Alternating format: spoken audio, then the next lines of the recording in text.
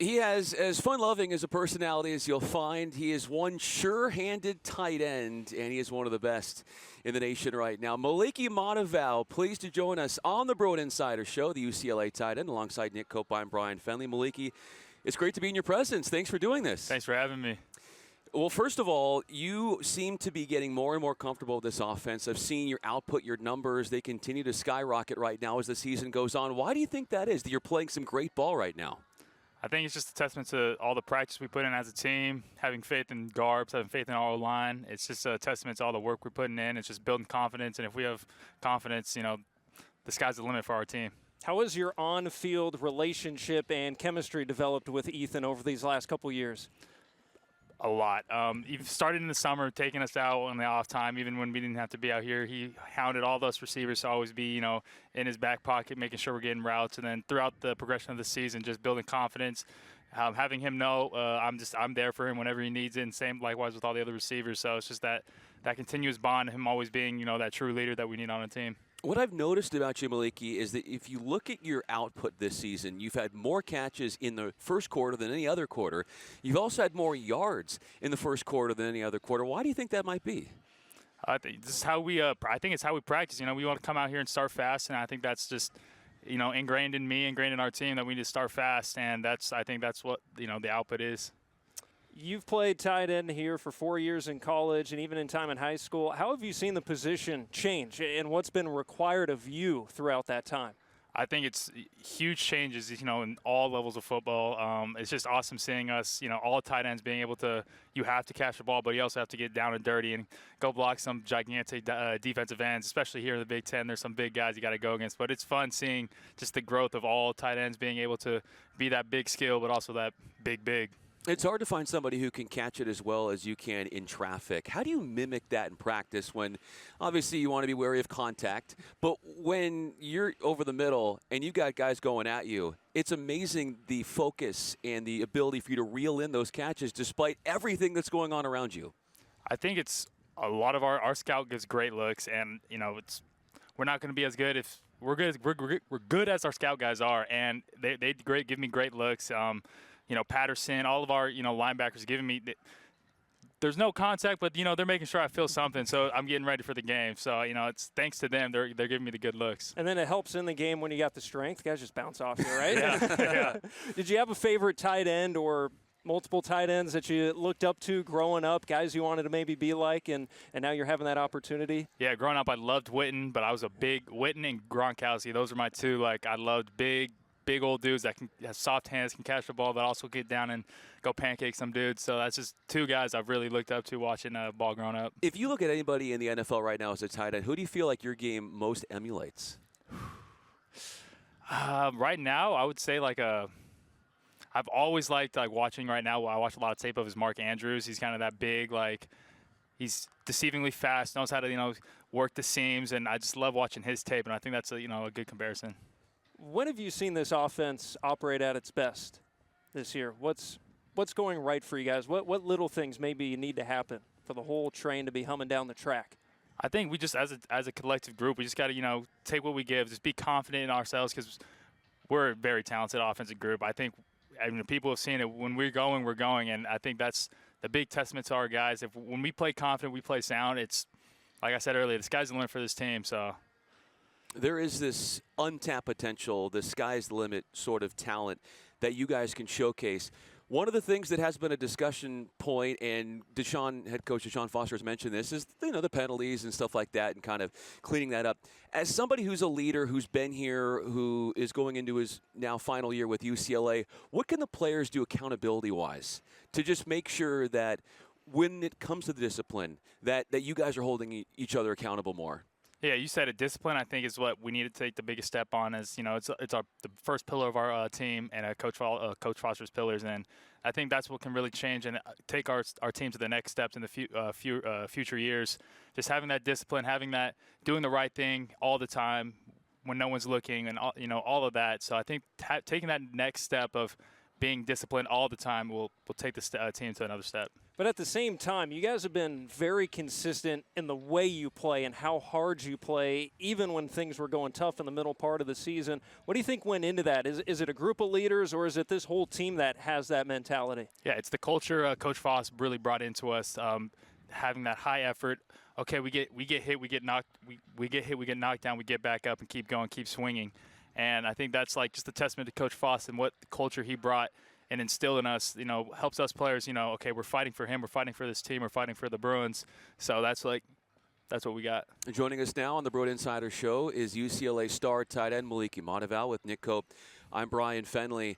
So off the tough result on Friday against Washington, one of the things that Coach Foster said was to feel a little bit of hurt, as if it's a mechanism for motivation. What is your way of motivating yourself and the way you can use, say, an adverse situation and turn it into something good in the future?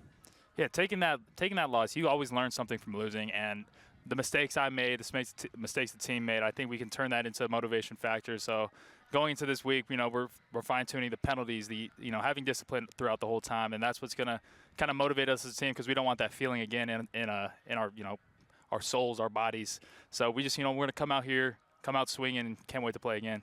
Big game, fun game this weekend. 2023 Crosstown Showdown. What comes to mind immediately when I say those words? Last year, yes, Hudson Habermill.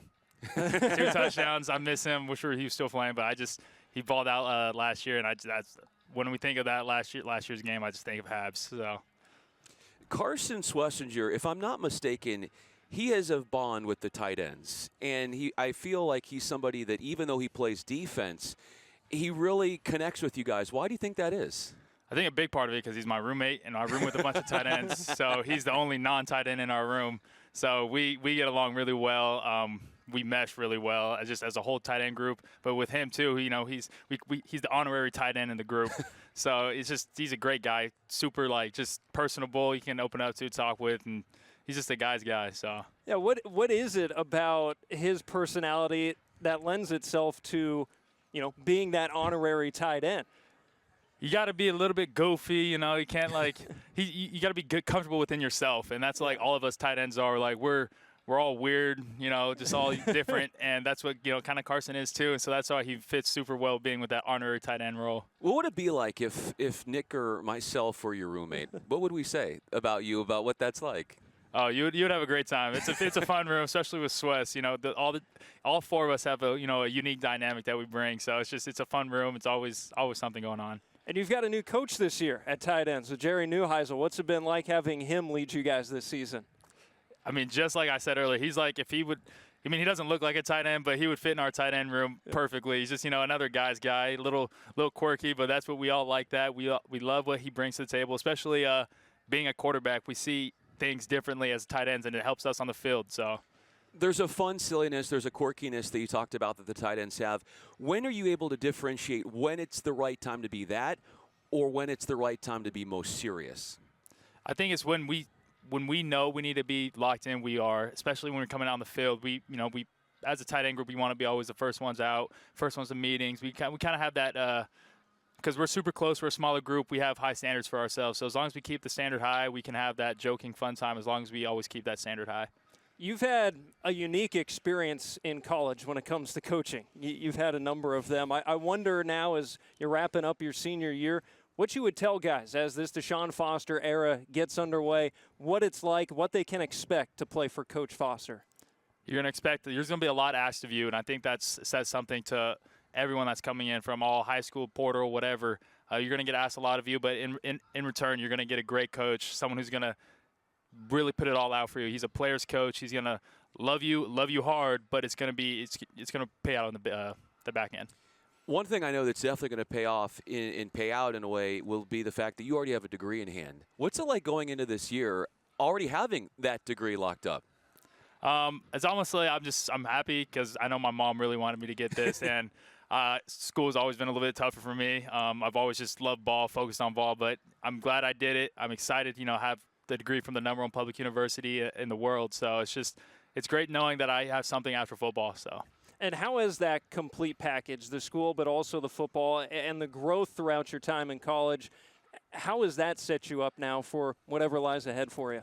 Yeah, and football is just a game, but also teaches you how to be a man. And I think I've matured a lot over the past 4 years, and especially being here, learning how to be a true student athlete is going to teach me how to take the next steps in my life after football. So I thank this university and all these coaches here. Last one for me, Moliki. You talk about the maturity. In what ways have you matured in ways that you didn't expect that you would? Say if you were just coming to UCLA or just stepping out of high school, and the fact of all of these stages of maturity that you've seen from yourself back then to see where you are now, what would you be like, oh, I didn't think I could do that, or that's something that I wasn't expecting? Definitely more of that leadership role. Leading by example is a lot of I seem like I'm really like a loud kind of guy, but it's within my close group, and especially this past season, I've kind of grown into myself, learning like, okay, I can mean something to these guys. So as long as I'm doing the right thing, being a leader, lead by example, I think that's what I've seen myself mature in the most, and I think that's what really set me apart. All right, what are we going to see on Saturday? A Bruins win. All right, love it. Awesome. Sure-handed, fun-loving personality. We started out the conversation talking about how that was, i.e. Moliki Matavao. And I think after listening to him talk and having him on the Bruin Insider Show, what I said at the beginning makes total sense. Moliki Matavao, star tight end, looking forward to what he can do on Saturday as the Bruins welcome in USC. For Nick Koop, I'm Bryan Fenley. Moliki, thanks so much for joining us on the program. Thank you, guys.